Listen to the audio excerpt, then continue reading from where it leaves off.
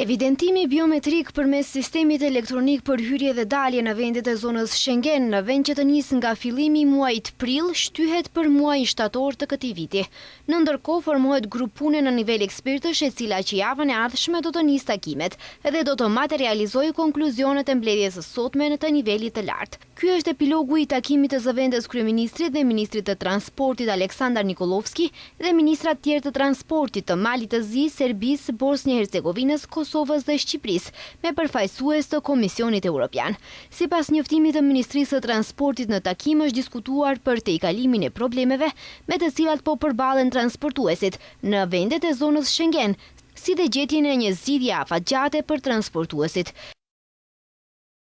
Në pritje të një zgjidhje të përhershme, Nikolovski shtoi se është e nevojshme që Komisioni Evropian ta identifikojë realisht problemin me sektorin e transportit dhe rrjedhjen e pandërprerë të transportit dhe sa më shpejt të zbatojë masa të përshtatshme që do të sigurojnë parashikueshmëri dhe funksionim të pandërprerë të kompanive të transportit që operojnë në trafikun ndërkombëtar rrugor.